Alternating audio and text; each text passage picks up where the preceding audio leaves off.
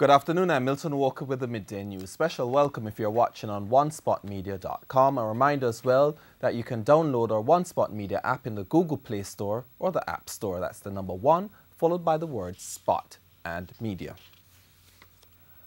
The Police High Command is expressing optimism that its latest initiative to seriously tackle the high number of offenders will be effective despite the lack of additional resources. Assistant Commissioner of Police Elan Powell says this will be achieved by more efficient use of its existing resources.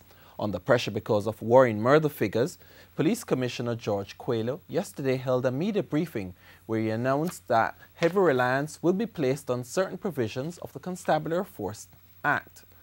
The plan is to restrict the movement of persons in specific areas as well as impose curfews and searches. Meanwhile, speaking yesterday on RJR's Beyond the Headlines, ACP Powell shed light on recent training and other activities which will improve the use of police resources. Some success. Haven't had enough, but we're going to use it much better. Just recently we had a very good training course with our FBI and others from overseas. We shared some best practices and we're going to put those into practice on the local front. So that's one legislation that's going to be used much better. We're expecting to get the special operation zone. That will help us again in some other areas. Parliament has accelerated its pace to get the proposed anti-crime legislation passed by the end of this month. It's been conducting work on the Zones of Special Operations Bill for it to come into force as soon as possible. The bill was tabled by Prime Minister Andrew Holness as an attempt to regain control of high crime areas. Based on the proposed legislation, the Prime Minister, on the advice of the National Security Council, can declare high crime areas as zones for immediate security intervention.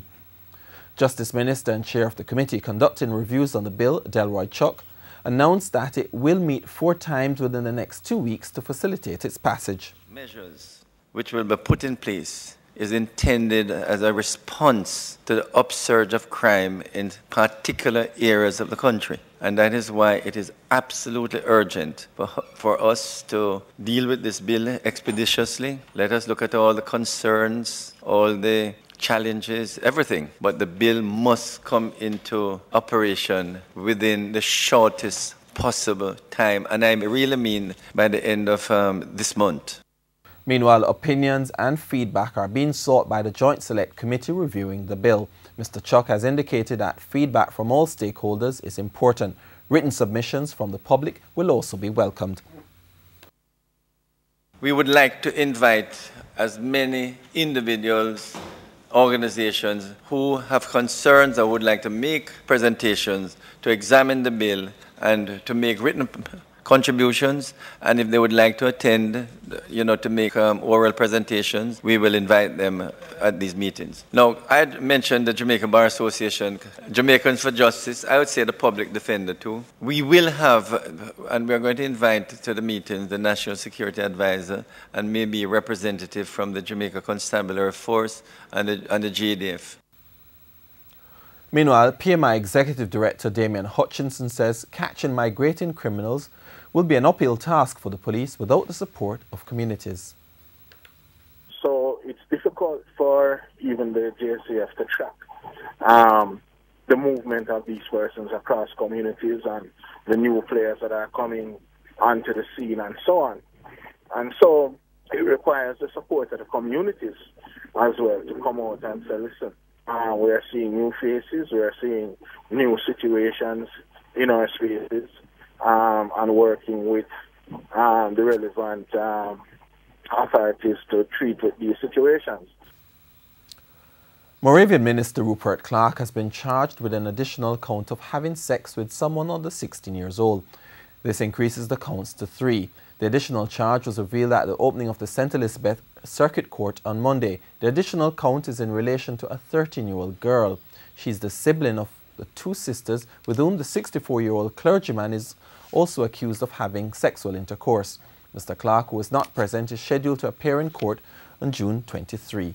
It's expected that the prosecution will apply for the case to be transferred from the St. Elizabeth to the Home Circuit Court in Kingston. Mr. Clark was taken into custody on December 28 last year by the St. Elizabeth Police after he was allegedly seen in a compromising position with a 15-year-old girl in a car along the Austin Main Road in the parish. 2 additional fire trucks have been added to the fleet of the Jamaica Fire Brigade. The 2 trucks cost over $1 million. The contract signing for the trucks took place yesterday morning. Local Government Minister Desmond McKenzie says this is a step to standardize the fleet of trucks for the fire service.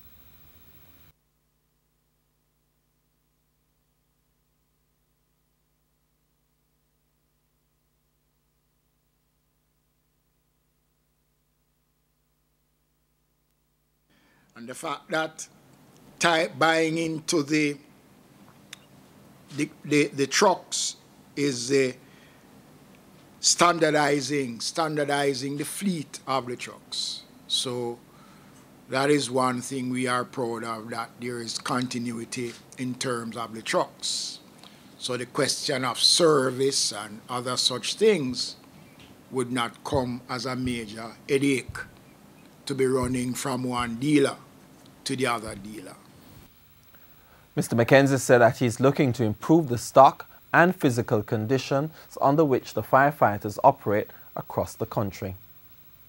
Earlier this year, I did indicate and made some announcements that we'd be spending some money to upgrade a number of fire stations across the country, building a perimeter fence in Negril, doing some remedial work in Buff Bay and in Port Antonio, and we will be turning our attention to the Black River fire station in a couple of weeks. It's still not clear what caused a fire which destroyed sections of the LP Azar warehouse in downtown Kingston yesterday morning. The CEO, Andrew Azar, says the fire started about 6 o'clock. I called this morning that smoke was coming from our warehouse about 6 a.m. So we came down here and there was a fire located at the back of the warehouse that it was hard to get access to. So we had to knock out the slab wall at the back to let the firemen get access to the building to out the fire. He says the fire started at the back of the building, but despite the losses, he is motivated to get back on his feet. I would just like to say that, you know, neighborhoods like down here, ghetto neighborhoods for want of a better word, it's a very bad reputation for the type of people. We've been here 30 years and the neighborhood has banded together to secure our building, help us go inside and protect our building, help us in any way possible. So, you know, neighborhoods like this get a bad rep, but there's tremendous people down here, and I just want to thank everybody that lives in the area for assisting us. A health fair was staged recently at the Magotic Catholic Health Centre in St. Elizabeth to address the health concerns of residents in the parish. President of the Kiwanis Club of Santa Cruz, Noel West, outlined the role of the medical outreach. We are here to help out the people so they get a good health advice and complete checkup, vital signs and everything. Caroline Raffington, who represents the Kiwanis Club of Southdale, Florida, says medical outreach aims to increase health awareness in the community. Because we want to be able to provide service for another community, helping to serve the people around the world. We have about, I would say, 250 people that we're going to provide services for today. We are in Jamaica for a week. We have been doing this mission since 2009. We go to a different community every day. We hope to see at least 1,000 patients by the end of the mission. A patient says she opted to receive the services at the mission rather than a local doctor. I were going to the medical doctor, but I choose here, so I get good attendance here. I'm a diabetic, and then time I come here, my diabetic either go down low, and the pressure is okay. The project will also visit 3 other locations. Time now for a look at what's coming up in this evening's health report.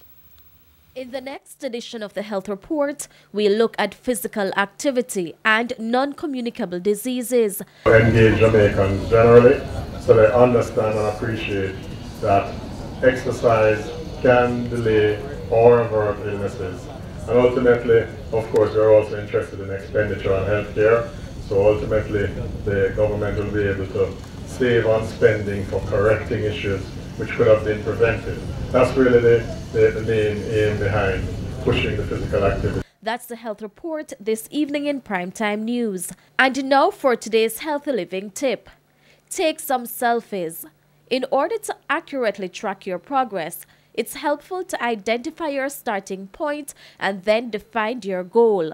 Start small. Make one change at a time. Plan out your mornings. Overcome your fear of the gym. Expect to fall. Be ready for week 3. Look beyond weight loss. And before we go, there's something breaking. There have been multiple injuries in San Francisco in a workplace shooting. That's multiple injuries in a San Francisco workplace shooting. That's in California on the U.S. West Coast.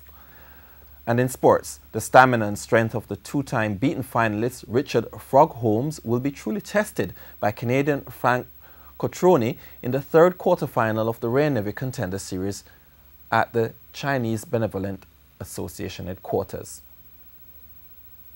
Over the past 4 years, Richard Frog Holmes' stamina has been a major factor in the early part of his fights, and facing a quality boxer like Frank Cotroni will surely test the conditioning of the Jamaican over the 5 rounds. Both boxers are coming off easy preliminary round TKO victories, which means they haven't had much ring competition in recent times. Holmes has scored a third round TKO over Michael Breton of Canada, while Cotroni had a second round TKO against the Jamaican Gregory Miller.